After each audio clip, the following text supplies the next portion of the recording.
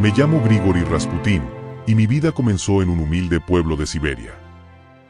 Nací en 1869, en Pokrovskoye, un lugar frío y remoto donde la supervivencia era dura. Mi infancia fue como la de cualquier campesino, pero, desde joven, tuve visiones que marcarían mi destino. Desde niño, la gente me consideraba distinto. Algunos decían que tenía un don, otros me llamaban loco.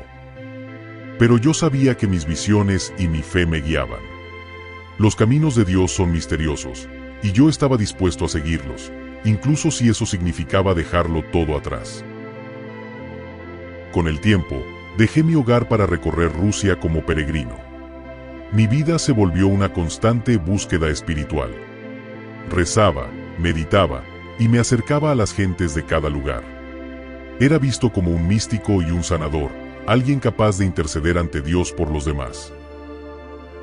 Mis viajes me llevaron a lugares sagrados, y en cada paso fortalecía mi fe. Durante esos años, adquirí fama de curandero, alguien capaz de aliviar los dolores de alma y cuerpo. Pronto, mis habilidades me llevaron a San Petersburgo, al centro mismo del Imperio ruso.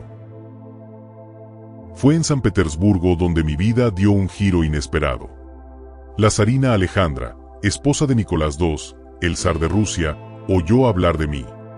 Su hijo, el zarevich Alexei, padecía de hemofilia, una enfermedad sin cura, y ella, desesperada, buscaba un milagro. El día que conocí a la zarina Alejandra, vi la preocupación en sus ojos. Era una madre desesperada, dispuesta a todo para salvar a su hijo.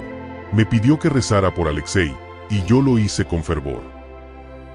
Después de esa primera sesión, el joven príncipe mostró señales de mejoría. La familia imperial creyó que mis rezos habían obrado un milagro. Alejandra, profundamente devota, pensó que era un enviado de Dios. A partir de entonces, me convertí en su consejero y en alguien cercano a la familia imperial. Fue el inicio de una relación especial. Con el tiempo, mi influencia creció en la corte rusa. Algunos nobles me miraban con desprecio, considerándome un impostor. Pero yo sabía que mi propósito era servir a Dios y ayudar a los Romanov. Mi vida se convirtió en una danza entre el poder y la espiritualidad. Muchos comenzaron a llamarme el monje loco, un apodo que me perseguiría el resto de mis días. Los rumores sobre mis poderes se extendieron, y algunos decían que podía sanar solo con mi presencia. La nobleza rusa me veía como una amenaza y buscaba desacreditarme. Mientras los rumores crecían, la zarina confiaba cada vez más en mí. A menudo me llamaba para que rezara por Alexei cuando su salud empeoraba. En cada ocasión, yo hacía lo que sabía, rezaba, y el zarevich mejoraba. La corte empezaba a dividirse entre quienes me apoyaban y quienes me odiaban.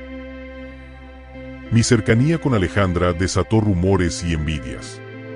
Algunos decían que controlaba sus decisiones, que ella dependía de mí para todo. Yo solo quería ayudar, pero el imperio entero parecía temer mi influencia. Mis enemigos decían que mi presencia era una amenaza para Rusia. La Primera Guerra Mundial estalló, y Rusia fue arrastrada al conflicto. Nicolás II, el zar, decidió ir al frente, dejando a Alejandra a cargo del gobierno. Ella confiaba en mí para orientarla en decisiones difíciles, y eso hizo que mis enemigos aumentaran aún más. Los ministros y nobles de la corte me acusaban de ser la raíz de todos los males de Rusia. Decían que mis consejos estaban hundiendo al país. Pero yo sabía que el mal no estaba en mis palabras, sino en los corazones de aquellos que se oponían a la voluntad de Dios. Las calles de San Petersburgo comenzaron a llenarse de odio hacia mí. Veía los ojos de la gente llenos de resentimiento y sospecha. Me acusaban de todo, de ser un charlatán, de manipular a la zarina, incluso de pactar con fuerzas oscuras. Mi vida estaba en peligro. A pesar de las amenazas, no me alejé de la familia imperial. Sabía que mi deber era permanecer a su lado, pues Dios me había llevado hasta allí. Pero cada vez era más claro que el odio de mis enemigos no tenía límites. Planeaban deshacerse de mí a cualquier costo. En diciembre de 1916, fui invitado a una cena en el palacio del príncipe Yusupov. Sentía que algo andaba mal, pero fui de todos modos. Me ofrecieron vino y pasteles, pero pronto noté un sabor extraño. Habían intentado envenenarme, pero, contra toda expectativa, sobreviví. Recuerdo cómo el veneno corría por mi garganta en esa cena. Me dijeron que habían puesto suficiente para matar a un caballo. Pero yo no morí. Ellos me miraban incrédulos, mientras yo seguía de pie, respirando, como si ninguna fuerza humana pudiera detenerme. El príncipe Yusupov y sus cómplices entraron en pánico. El veneno no surtía efecto, y sus rostros palidecían al ver que aún me mantenía en pie. Entonces, Yusupov tomó un arma y me disparó. El sonido resonó en el salón. Mi cuerpo cayó, pero mi espíritu aún no se rendía. Sentí como la vida se me escapaba, pero algo en mi interior me empujaba a levantarme. Mis ojos se abrieron, y aunque la sangre manchaba mis ropas, logré ponerme de pie una vez más. Mis asesinos, horrorizados, no comprendían cómo podía seguir vivo. Caminé hacia ellos tambaleándome, con los ojos llenos de furia y mi voz apenas un susurro. Para ellos, yo era una especie de demonio imposible de matar. Sin embargo, el miedo los hizo actuar rápido. Me dispararon nuevamente y llevaron mi cuerpo hacia el río helado. Arrojaron mi cuerpo en las aguas frías del Nevá. Sentí el hielo rodearme mientras me hundía en la oscuridad. Esa fue mi última visión. Sabía que mis enemigos creían haber ganado. Pero, aún en la muerte, la historia no había terminado. Mi espíritu se quedaría. Días después, encontraron mi cadáver en el río. La noticia de mi muerte recorrió San Petersburgo como un incendio. Algunos lo celebraban, otros sentían que una parte del destino de Rusia había sido arrancada. Mi muerte fue solo el comienzo de una nueva leyenda. La familia imperial estaba devastada. La zarina Alejandra, a quien había prometido protección, sintió una pérdida terrible.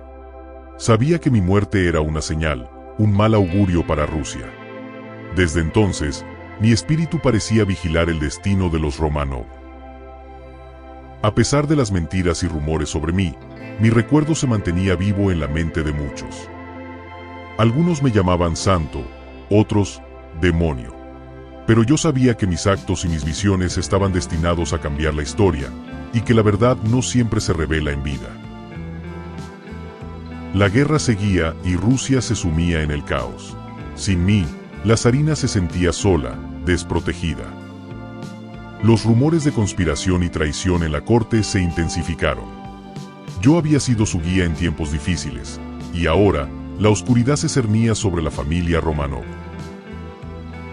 Los días de los Romanov estaban contados. La gente, enfurecida por la guerra y la pobreza, se rebelaba. Mi muerte había sido un preludio de lo que vendría.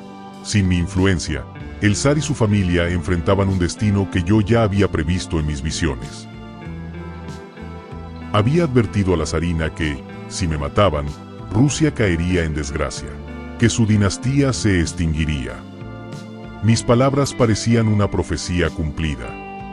El odio y la venganza estaban en el aire, y la familia imperial se encaminaba hacia un final trágico e inevitable. En 1917, el imperio que Nicolás II gobernaba comenzó a colapsar. La revolución estalló y los Romanov fueron arrestados. Recordé las visiones que tuve de una Rusia en llamas, sumida en el caos. Mis advertencias se hacían realidad. La profecía se cumplía paso a paso. Mientras la revolución avanzaba, los rumores sobre mi vida y mi muerte crecían. Decían que yo había sido un demonio, otros, que un santo. La historia me había convertido en una figura mística, en una especie de espíritu que aún guiaba el destino de Rusia desde la muerte. Los Romanov fueron ejecutados en 1918, y con ellos, se extinguió la dinastía. Había luchado para protegerlos, pero la historia tenía otros planes. Mi muerte, Mi vida y mis profecías eran ahora parte de una Rusia que intentaba reconstruirse de sus propias cenizas. Hoy, soy una leyenda. Algunos me llaman el monje loco, otros creen que fui un hombre santo. Mi vida y muerte se entrelazaron con el destino de Rusia, y aunque mi nombre sigue siendo un enigma, la verdad de quién fui se ha perdido entre mitos y relatos incompletos. Pero mi historia no termina aquí. A través de los años, mi nombre ha seguido resonando en cada rincón de Rusia y del mundo. Fui Grigori Rasputin, el hombre que desafió el poder y los prejuicios de una nación entera. Y aunque mi vida fue breve, mi legado vive para siempre. Mi vida fue un ejemplo de cómo el destino de un hombre puede entrelazarse con el de una nación. Aprendí que los dones y las maldiciones pueden confundirse fácilmente, y que lo que para unos es fe y poder, para otros puede ser causa de odio y temor. Mi relación con los Romanov nos recuerda que, a veces, la cercanía al poder trae más enemigos que aliados. Los celos y las envidias pueden ser igual de letales que una daga o un veneno. No todos están preparados para aceptar una influencia externa en su mundo. El papel de sanador fue una de mis misiones, pero con él vinieron grandes riesgos. Aprendí que, aunque ayudes a muchos, no siempre serás comprendido. La fe, cuando es incomprendida, puede ser vista como una amenaza. Y eso lo pagué con mi vida. Mi historia nos enseña cómo los rumores y la difamación pueden destruir una vida. Fui juzgado por historias que muchos inventaron sobre mí. La verdad, en muchos casos, pierde fuerza frente a las palabras de aquellos que buscan desacreditar lo que no entienden. La muerte me mostró la fragilidad del poder. Aunque los Romanov me valoraban, sus enemigos me veían como una amenaza. La lección es clara: la verdadera fortaleza no está en el poder que obtenemos, sino en cómo enfrentamos las consecuencias de ese poder. La Revolución Rusa marcó el fin de los Romanov, y la profecía que les advertí se cumplió. A veces, las advertencias se ven como maldiciones, pero la historia me enseñó que la verdad se esconde entre las palabras de los llamados locos o místicos. Mi vida, llena de contradicciones, nos recuerda que el destino de un hombre no siempre es claro para los demás. Las decisiones que tomé, aunque polémicas, eran mi respuesta a una llamada superior. Siempre supe que mi propósito iba más allá de la comprensión humana. La fe fue mi guía, y aunque otros la veían como locura, para mí era fuerza. Aprendí que la fe te lleva a lugares y situaciones que otros no comprenderán. No temas seguir tus creencias, porque a veces son ellas las que te protegen y te dan el propósito. Mi vida también muestra que la compasión puede ser malinterpretada. Quise ayudar a los Romanov y al pueblo ruso, pero muchos me vieron como una amenaza. No permitas que el juicio de los demás te aparte de ayudar a quienes te necesitan. Actuar con compasión nunca es un error. Los rumores sobre mis poderes me enseñaron que el misticismo fascina y asusta a la vez. Aquellos que no entendían lo espiritual lo llamaban brujería o magia.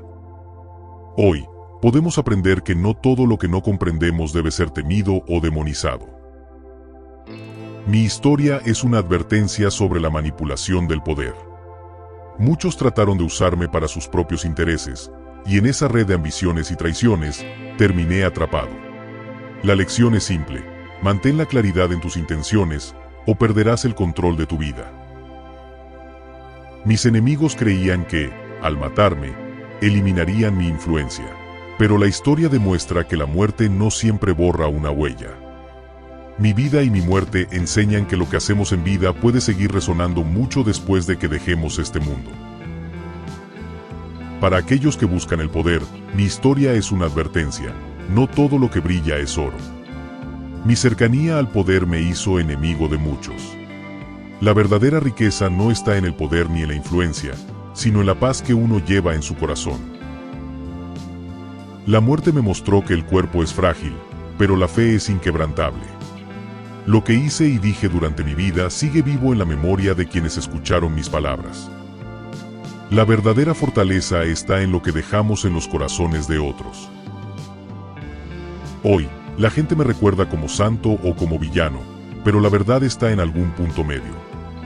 No importa cómo me juzguen, pues mi misión estaba clara para mí. La lección es sencilla: vive con integridad y el juicio de los demás tendrá menos peso. Al final, soy un enigma porque mi historia toca lo incomprensible. Mi vida fue tanto una advertencia como una enseñanza, y espero que quienes escuchan mis palabras encuentren el valor para seguir su propio camino, sin miedo al juicio o al desconocido.